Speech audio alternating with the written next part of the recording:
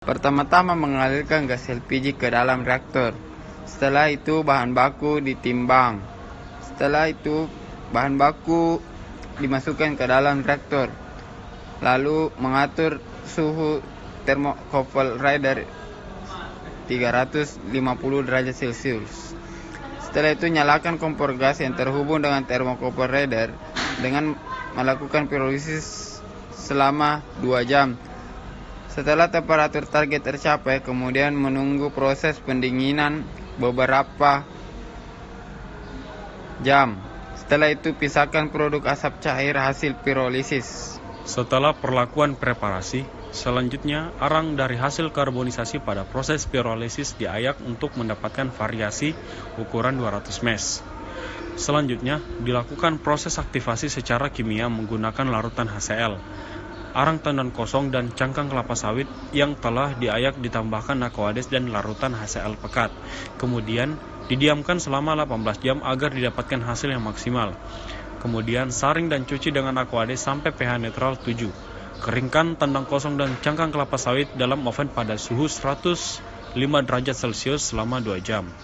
Minyak kelapa sawit CPO sebanyak 100 ml dimasukkan ke dalam gelas piala 500.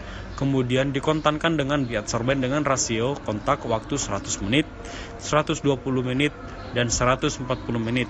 Rasio massa 1:1, 1:2, dan 2:1 dengan variabel ukuran biadsorben 200 mesh. Kemudian dipanaskan menggunakan hot plate dengan suhu 70 derajat Celcius. Dihomogenkan dengan kecepatan 270 rpm. Selanjutnya hasil dari proses adsorpsi disaring dan selanjutnya dianalisa bilangan asam lemak bebas, penurunan bilangan peroksida, dan analisis bikaroten dan analisis kandungan air yang terkandung pada minyak kelapa sawit. Selanjutnya itu analisa kadar air. Pengujian kadar air dilakukan menggunakan metode oven. Sampel ditimbang seberat 5 gram di dalam cawan penguap.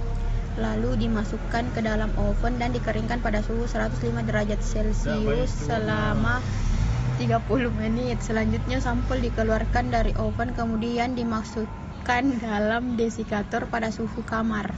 Selanjutnya dilakukan penimbangan dan perlakuan ini dilakukan secara berulang hingga diperoleh kehilangan bobot tetap. Yang selanjutnya itu analisa bilangan peroksida. Yang pertama menimbang sampel sebanyak 5 kurang lebih 0,05 gram ke dalam Erlenmeyer yang tertutup dan kemudian tambahkan larutan campuran asam asetat dengan kloroform 3:2 dan aduk hingga semua sampel larut. Tambahkan 0,5 ml larutan kalium iodida jenuh dengan pipet tetes. Larutan kemudian dihomogenkan tersebut selama 1 menit dan kemudian tambahkan 30 ml aquades dan tambahkan amilum 1%. Titrasi dengan larutan natrium tiosulfat 0,01 N sampai warna hilang. Berikutnya adalah analisa kadar asam lemak bebas atau FFA. Kadar FFA ditentukan dengan metode titrasi seperti tertulis pada American Oil Chemist Society dengan menimbang sampel minyak sebanyak 5 gram ke dalam Erlenmeyer 250 ml kemudian ditambahkan dengan 50 ml isoprofil alkohol netral. Tambahkan larutan indikator fenolphthalein sebanyak 3-5 tetes ke dalam alkohol. Kemudian titrasi larutan tersebut menggunakan NaOH 0,1 N pada buret sampai larutan sampel berubah warna. Catat bacaan volume titrasi pada buret dan hitung kandungan asam lemak bebas. Selanjutnya analisa beta karoten.